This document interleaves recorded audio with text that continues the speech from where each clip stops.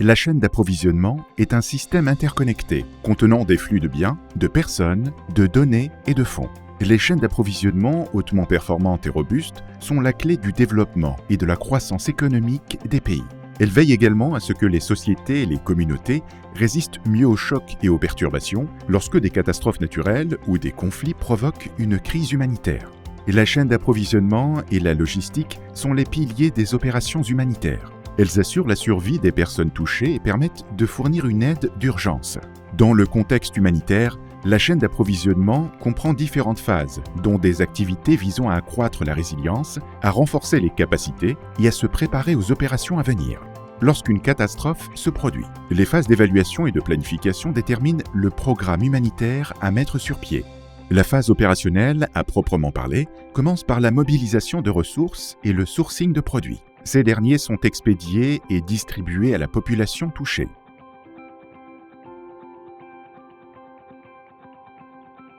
Le nombre et la variété des acteurs impliqués dans la chaîne d'approvisionnement humanitaire sont généralement élevés, tout comme la diversité des rôles qu'ils jouent. La population touchée est l'intervenant principal, car elle correspond au bénéficiaire final de l'aide.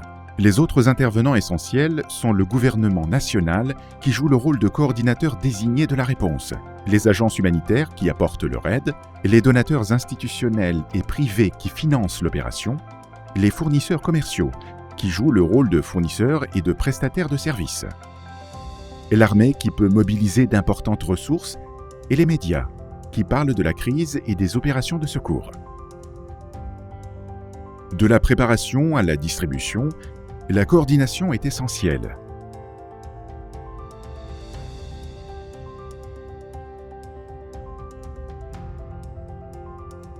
Des études récentes sur le rendement des capitaux engagés ont démontré qu'en investissant dans la préparation d'une chaîne d'approvisionnement, des économies considérables peuvent être faites et le temps de réponse peut être réduit. Les actions des acteurs humanitaires dans la phase de préparation sont également intégrées dans des programmes à long terme pour renforcer l'approvisionnement dans le pays concerné, en amont et en aval. La chaîne d'approvisionnement dans son ensemble est aussi solide que son maillon le plus faible. Par conséquent, faciliter la compréhension globale des intervenants, des processus et des infrastructures essentielles de la chaîne d'approvisionnement doit constituer la base de tout plan de préparation.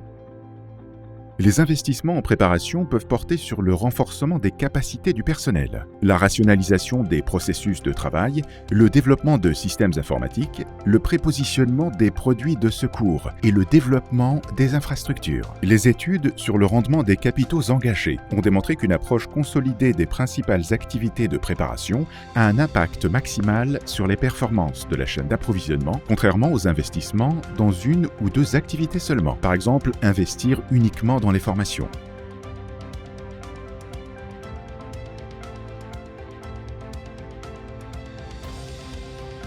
Une fois que la situation d'urgence s'est déclarée, l'évaluation rapide et précise des besoins et des infrastructures est d'une importance capitale. Les informations arrivent souvent lentement les premières heures et les premiers jours qui succèdent à une urgence, à cause de la situation chaotique et à l'accès limité aux zones touchées. Il est donc normal de lancer des opérations de secours sans avoir une vue d'ensemble. Ce n'est pas exceptionnel.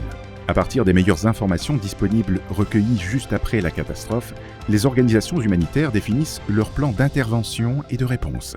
Ils déterminent le lieu de l'intervention, le type d'assistance fournie, le moment de l'intervention, le nombre de bénéficiaires visés, la durée estimée de l'opération d'urgence et les options de désengagement.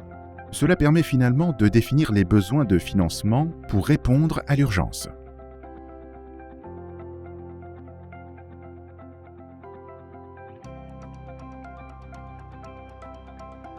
Le personnel est déployé sur le site affecté pour coordonner et mener des opérations d'urgence.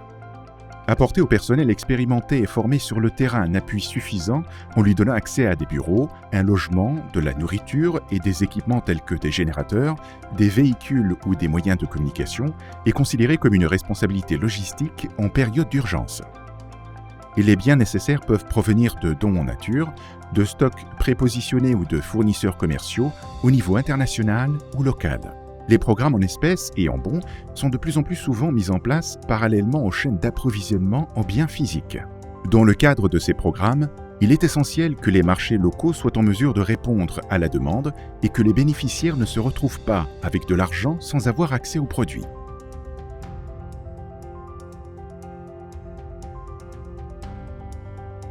En fonction des contraintes temporelles et financières, le transport international est généralement assuré par des services de fret aérien et maritime.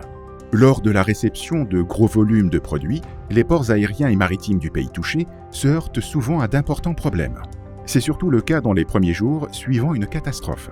On peut alors s'attendre à des retards et des encombrements en raison de la capacité de manutention limitée pour décharger les cargaisons, de la longueur des processus d'importation et de dédouanement, ainsi que de l'accès limité aux transports locaux pour acheminer, en aval, les produits vers les secteurs opérationnels du dernier kilomètre.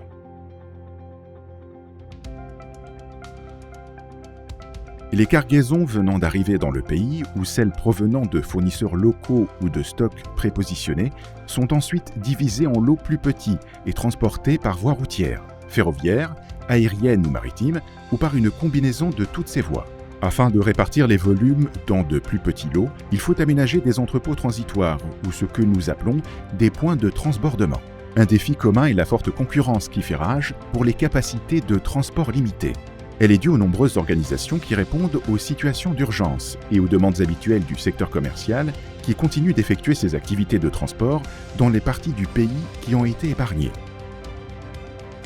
La dernière étape du transport, également appelée le dernier kilomètre, est souvent compliquée par des infrastructures endommagées ou inexistantes et par des problèmes de sécurité. Les cargaisons sont transportées à l'aide de véhicules plus petits, d'hélicoptères, de bateaux ou même des moyens de transport par traction animale ou à la force des bras. Concernant le stockage, des solutions alternatives peuvent être nécessaires. Unités de stockage temporaire sous tente, wagons de train ou autres bâtiments. En fonction du type de produit, de la situation sur le terrain et de la fréquence de la livraison, le processus de distribution finale est établi pour, finalement, fournir des produits de secours à la population touchée. Un point essentiel de la gestion de la chaîne est également la prise en compte de la gestion des déchets, des produits endommagés et du surapprovisionnement. Tout au long de l'opération, et en particulier dans les premières phases de la réponse, la situation sur le terrain peut évoluer rapidement. Si la préparation et la planification sont cruciales, les décisions ne doivent pas être définitives. La chaîne d'approvisionnement doit être conçue de manière à être robuste, dynamique et mobile, afin de veiller à la conformité avec la responsabilité des donateurs, mais également afin de donner des retours sur la planification de la préparation en vue d'une prochaine crise d'urgence. Il est nécessaire de réunir, pendant l'opération, de la documentation et des données d'une manière adaptée et de dégager, une fois l'opération terminée, des enseignements.